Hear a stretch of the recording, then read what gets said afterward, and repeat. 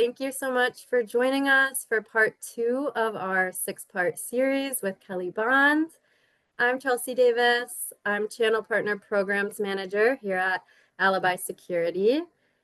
Just a quick reminder before we start, we're trying to keep these sessions to 30 minutes. So if you have any questions, I'll be monitoring the Q&A just in case anything comes through, but also feel free to reach out to Kelly or I via email, and I'll drop those email addresses in the chat here for you. And Kelly, without further ado, I'll pass it over to you to kick us off. Thank you, Chelsea, and greetings, everyone. It is great to be with you again for the second in our series. I appreciate you spending some time in your day with me.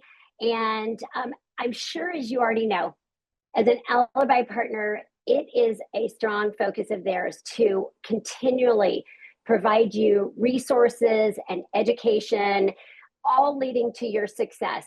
So this Value Builder series is just another way that Alibi is giving you the tools and the resources that you need to make your business even better.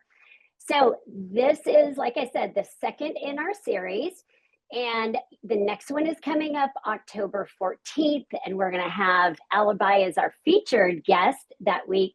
So make sure you're watching your emails and LinkedIn and wherever else you may see it, and make sure that you register. So we are going to jump in. Today we are talking about RMR or EBITDA and where is the value in your business. And I have a lot to go through in a very short period of time today. So I am going to jump in, and this is what we're going to be covering. Your financial reporting, your business model, the recurring revenue, like we talked about, the EBITDA, and your growth opportunities. And like Chelsea said, if you have a question or a comment, please do drop it in. If we have some time, we will respond during this webinar. Most likely it will be separate. We will send you an email or make sure that we get back in touch with you to answer your questions. So before we do anything else, I want to talk about your financial reporting. This is a snapshot of your business. This is where the numbers are coming from. And if you are not already running financial reports in your business, you absolutely should be. You need to start today. You need to be doing it right now. It is so, so very important because this gives you an overview of everything that's going on.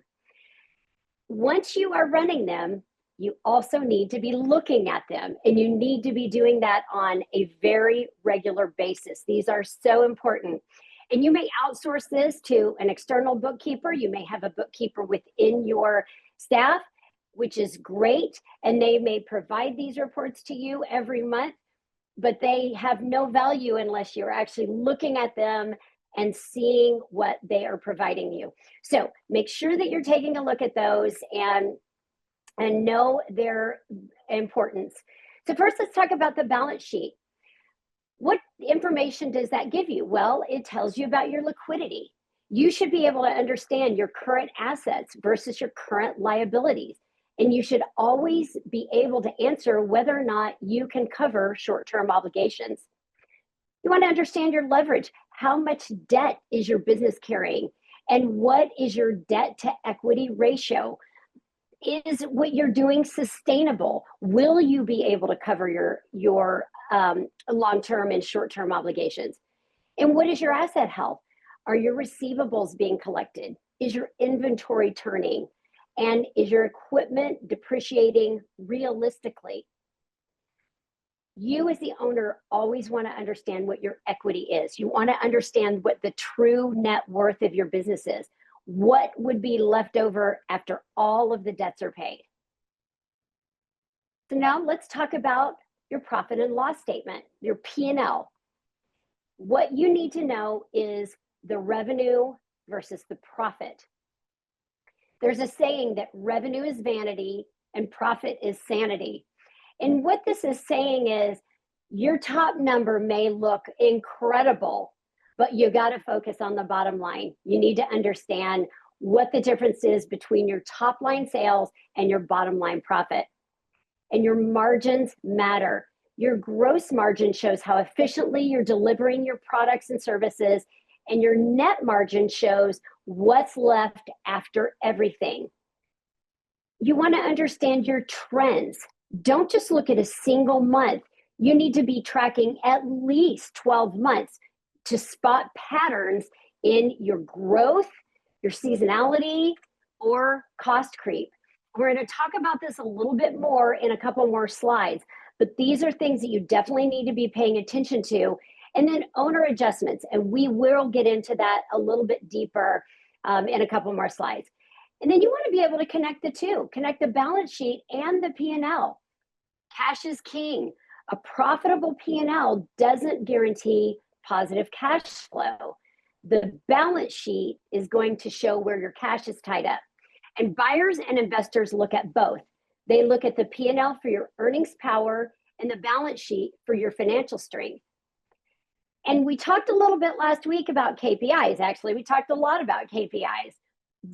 Your financial reporting is probably the most important KPI that you can have because it is helping business owners monitor their financial health without being accountants. These are the numbers that you can look at right in front of you, and you should be doing that. Quick story for you. A company reached out to me. They were looking to sell their business. Unfortunately, one of the owners had passed away unexpectedly. And the second owner said, you know what? I'm mid-60s. I'm ready. So let's go ahead and get the business prepared to sell. So the first thing I asked them for was a copy of 3 prior years of their financial statements and then their year-to-date numbers. So I'm looking through and I'm modeling out what their valuation would look like. And I see that they have in, let's say 2021, their miscellaneous expenses was about $6,000, 22, about $7,000, 23, $780,000.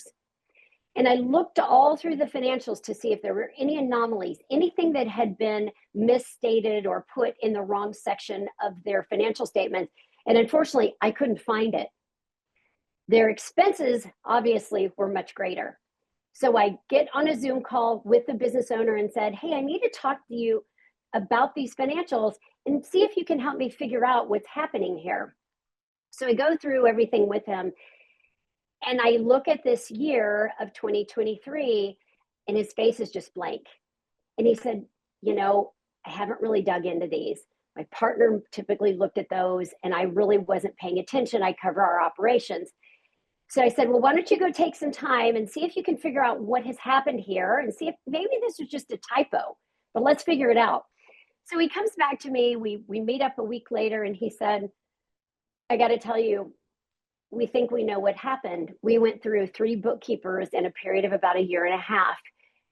And our current one believes that she's found it. There was a credit card that was opened sometime in the last year, and the credit card bills were being paid out of the business. And unfortunately, that bookkeeper is long gone, and we don't even know how to reach that person. And we are afraid that they've been extorting money from us. So big picture, the owners were not paying, both owners were not paying attention to what was happening in their financials.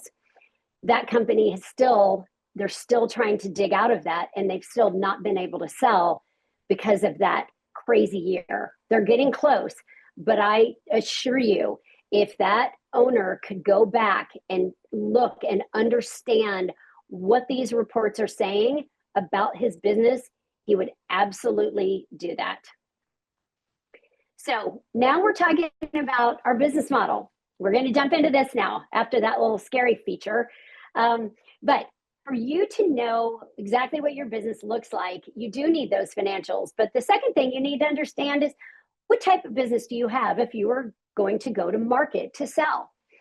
In our industry, most companies are either selling based on the value of their recurring revenue. In most cases, it's their recurring monthly revenue or their EBITDA, their earnings before interest, taxes, depreciation, and amortization, and their overall revenue.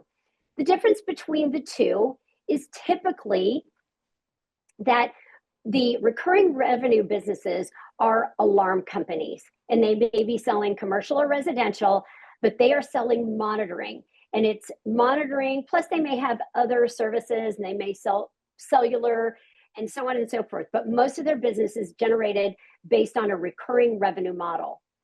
The EBITDA model is typically an integrator. They're the business that is bringing all the parts and pieces together, the access control, the video, the fire, and it also may include alarm, but most of their revenue is coming from projects. And so their top line revenue number is really made up of everything, which could also include recurring revenue.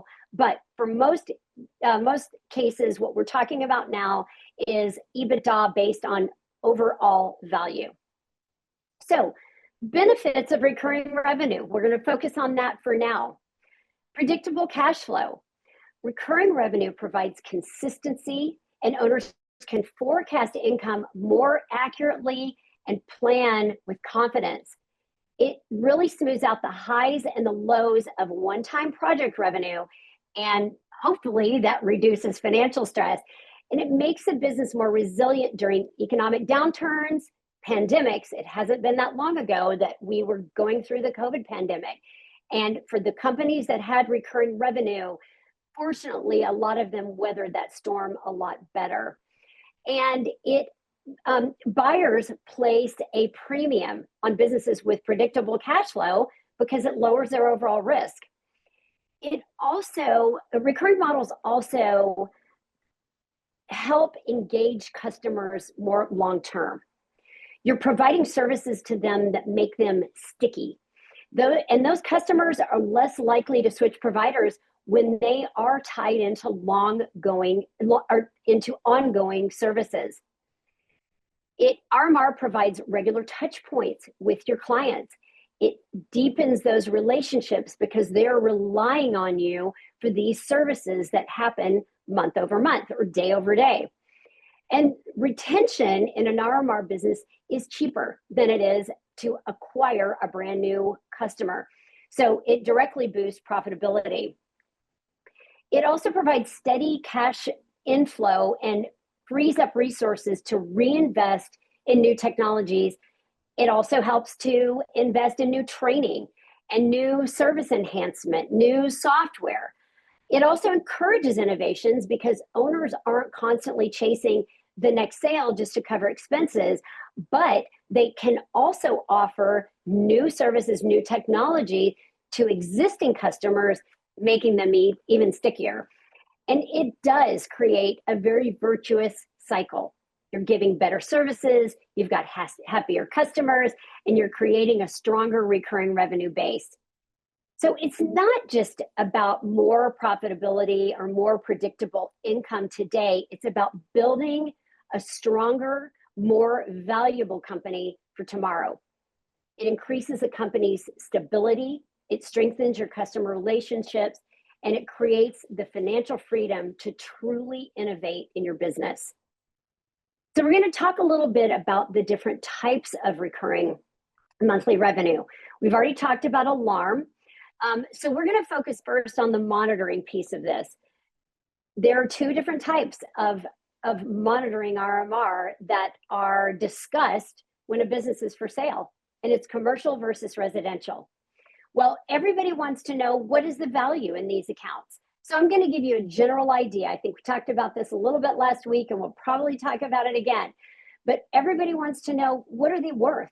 Well, monitoring contracts, commercial and residential, always seem to fall somewhere in the 35 to 38 times range for most transactions. So what does that actually drill down to? Let's say you have 50,000 of recurring monthly revenue based on varying factors, region, profitability, margin. Though if you were to sell those accounts, they would typically sell for somewhere in the 35 to 38 times that monthly amount. Now, the difference being you're going to have other pieces like service and maintenance agreement or test and inspections that may sell at a slightly different multiple. Traditionally, if a buyer is going to break out service and maintenance, that's going to fall somewhere in let's call it the 18 to 24 times range. Again, the factors are what the margin is, what is being provided to the end user, what is a part of the contract.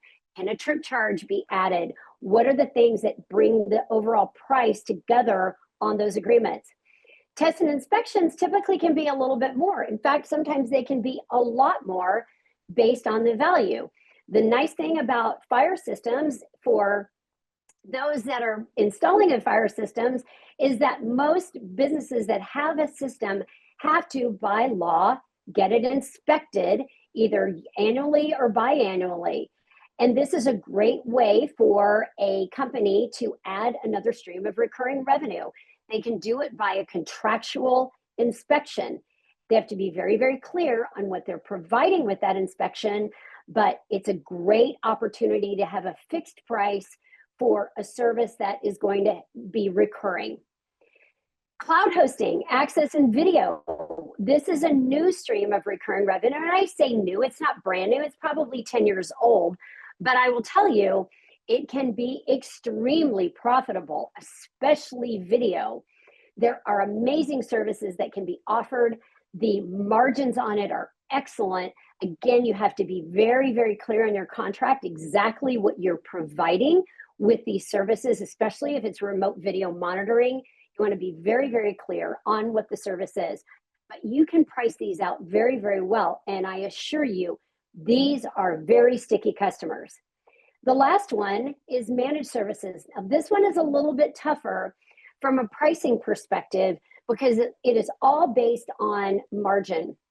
Managed services would be something like if you are an integrator and you provide managed services for an access control customer that has 1,000 employees, and you are making all of the changes of key cards, access to particular buildings, you're setting up schedules, holiday schedules, things like that. You're doing all of those things for the end user.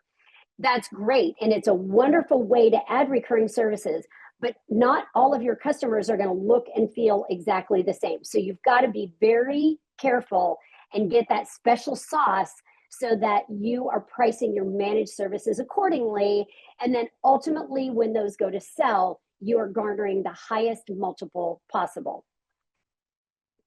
Okay, so this is a big factor of a recurring revenue-based business, and it's attrition.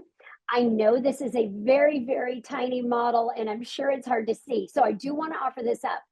If you would like for me to send you this model so that you can use it within your own business, I will gladly do so. Just reach out to me at the end.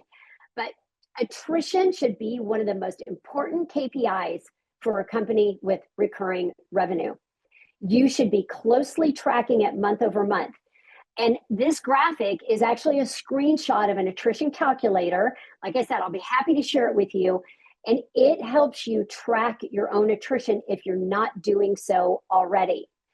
And you want to be tracking your gross attrition versus your net attrition. Lenders and buyers are going to want to understand your gross attrition, how many accounts you are actually losing. Now, your net attrition is the accounts you're losing plus the accounts that you're adding. Hopefully, you're adding more than you're losing so that you're actually growing. But you need to know both of those numbers, and this calculator helps you with that. You need to understand where your attrition is coming from. Is it moves, non-pays, service issues, or loss to a competitor? Some of these you can control, like service and not offering the latest technology to meet the needs of your customers. If your attrition is coming from a service issue, you need to be on top of it. Again, KPI opportunity right there. Understand where your attrition is coming from. High attrition definitely has a direct impact on your overall value as well, especially if your business is valued based on your recurring revenue. The average alarm company attrition is approximately 11.5% across the country. I actually think that is pretty high. Anytime I see attrition over 10%, it definitely gives me pause. And I want to be able to see a very clear picture of where it is coming from and what is being done to stop it. So we talked a little bit last week about how you can figure out or how much you know about what your customers think about you. Well, Alibi has different surveys available to you, and we're going to be talking about this a little deeper in a couple of weeks. But this is so you can see exactly how your customers regard you. If you do an NPS survey through the Alibi app, you should be able to get a fairly clear picture of how your customers feel about you. You also have tools available to collect reviews. You should be doing this. And if you're not getting great reviews, you want to understand why, because that is likely going to be leading to your overall attrition. So I encourage you to take advantage of those services that Alibi is offering you and ultimately make sure that you understand your business's strengths and weaknesses. So we're going to jump over to EBITDA. And I know that's a very strange acronym that has become a word, and there's all kinds of different ways that people will say it. But just remember, it is your earnings before interest, taxes, depreciation, and amortization. And it focuses on your operating performance. It highlights the true performance of the business, and it removes the noise of financing decisions and accounting methods. It lets owners see how efficiently the business generates profit from core operations. And investors and buyers use it as a consistent measure to compare performance across companies. So normalizing EBITDA allows you to strip out unusual or non-recurring expenses. That could be legal fees, one-time repairs, a move of your business. You bought a bucket truck, owner perks, which we're going to dig into, things like that. And this adjustment gives a clearer picture of the sustainable earnings power of a business. And I'm going to talk you through this in the next slide in a model. Buyers want to know what the business can generate going forward, not what happened because of unique events that are happening today. EBITDA is widely used for valuation in our industry. It is also used by applying a multiple. So we talked about the multiples of RMR. The multiples of EBITDA are absolutely depending on the size of your business, the geography of your business, how risky your business is, what your business focus is. So obviously there are huge factors, but multiples tend to be somewhere between the 5 to 10 times range. Your EBITDA provides a shorthand way to estimate your business value, and that's what you want to be able to understand. We're going to talk about it next slide. But it is also helpful for benchmarking your company against others in your market. Like I said, businesses of this type are valued based on their profitability, not just their revenue. EBITDA demonstrates the cash generating ability of the company, which will ultimately drive buyer interest. And a strong EBITDA leads directly to higher valuations and better deal structures. I'm going to say that again. A strong EBITDA leads directly to higher valuations and better deal structures. So EBITDA really levels the playing field, and it focuses on what really matters and gives both owners and buyers a reliable way to assess value. Okay, so this is the model I've been referring to. So we're going to talk about how all of these things come to play. This is a sample model that I did for a company a while back. And we're going to look at this so that, and I will also offer up, if anyone would like to go through this process as an Alibi dealer, I will do this for you at no charge, and I can give this to you so it's something that you can keep up in your own business. So what are we looking at in your financials? This is all coming from a profit and loss statement, so you can do this on your own. So I always ask for the last 3 full years of a P&L and then the year-to-date numbers. So first, what we're looking at is revenue. We want to see if year over year, first of all, if there's a growth trajectory. Are you up and down? Are you up and down? Or hopefully you're going straight up. And so we're starting out with revenue. So then we want to understand, how do we get to our margins? Well, that's our revenue versus our cost of goods sold, so we can see what our gross margins are. Now, what we also have in here, and you can see I've got a line with growth in it below revenue. That's just showing the percentage of how you're growing year over year. And hopefully that number is continuing to go up. So then we're looking at our margins. And listen, a target margin, I think we all would say 40% is a target margin. This particular company has done a very, very good job of building in amazing margins. But 40% is always a target number that is usually attainable, and where I do see most healthy companies. Now we've got to look at our bottom line. Well, how do we get there? Well, we've got to deduct out the rest of our overall expenses, our SG&A, and that is probably one of the very bottom lines on your financial statement. Then you get to your net income. Now, your revenue could be $4 million, but if your net income is $100, it's not great. It's not great. So those are what we focus on when we're going through this model. So then we go to the interest, depreciation, amortization, and taxes piece of this model. Those are going to vary from company to company. They may be debt-free, so they don't have any interest, no amortization. They may have products that have been depreciating over time, which is great. And so we add all that in, and then we come to our EBITDA number. Now what we're focusing on are adjustments or add backs. And those add backs are one-time expenses that will be going away following the sale.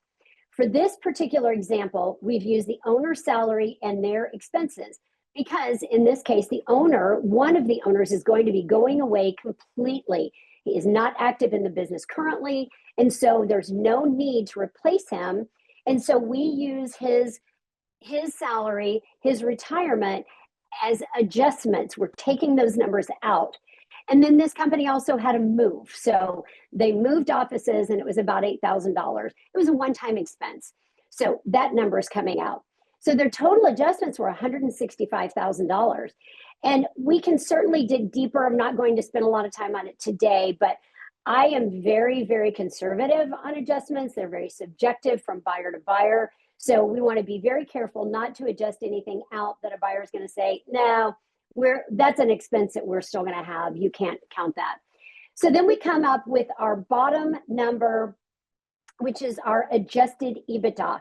In this case, this far left column has the trailing 12 months, and that's trailing 12 months of a financial statement. And that's where we're coming up with our adjusted EBITDA number. That's the number that we use to value a company and the multiple that they're paid on. So, growth opportunities. You have great opportunities for both companies, whether or not you're an RMR or an EBITDA-based company. You have opportunities to do more profitable projects that focus on projects with higher return on your time and your resources, not just bigger revenue numbers. I worked with a company for a couple of years that we were trying to get their value up, but they kept taking projects that were A, out of their market, B, they were not properly recording change orders and pricing those correctly, and they had so much cost in the job that their margins were about 18%. Were not sustainable. So make sure you're focusing on profitable projects and higher margins. And again, if you're not doing it now, make sure you're evaluating your job costing regularly. Know which type of projects deliver the best margins. Eliminate the low margin works that ties up your crews without meaningful projects. Make sure your margins improve, and watch when you control labor and your materials and your overhead very, very tightly. Make sure you're streamlining your operations and do negotiate better vendor terms and reduce any go backs. Try to get everything done the first time. Buyers and investors are looking very closely at your gross and your net margins. And obviously, higher margins are signaling efficiency and scalability. Look for opportunities to increase RMR. we've already talked a lot about it, but make sure that you're paying attention to where you can actually increase it in your business. Upsell customers where you can. Make sure that you have a strong backlog. This is your, you may call it your whip, but make sure you've got projects that are taking you out over time, that you are always focused on that next project so that you don't find yourself finishing a project and then you have no more work to do because you've been completely focused on that. And think about growing your revenue. Growth attracts better valuations. It attracts more financing options, certainly attracts more talent. Your steady year-over-year growth is more valuable than your one-time spikes. Think about that model that I showed where the growth was going like this. And the right mix of organic growth versus, coming from your sales and marketing and recurring revenue ensures that you have sustainable success. Okay, I know that was fast and it was a lot, but if you've heard me speak before, you have likely heard me say this: run your business today as if you're selling it tomorrow. I know I gave you a lot of information today, but it is so important that you focus on growth in your business model today. It will not only make you more valuable, but it provides opportunities to generate new and sticky revenue for your business. Okay, our next webinar, number 3, coming up in 2 weeks from today, is all about branding. And Alibi is going to be talking to us about what they have so well done, created sources for you to make your business even better. So make sure that you register today, watch for your emails inviting you to the next webinar. Certainly, if you've got any questions or comments, you can reach me at my email where I've listed there. If you want to connect on LinkedIn, just scan that code and let's do that. Like I said, if you've got any questions, because we are literally out of time, make sure you send them in to Chelsea or to myself and we'll be sure to get back with you. Thank you so much for your time today. That was great. Thank you, Kelly, so much. All right, take care, everybody. Have a great day.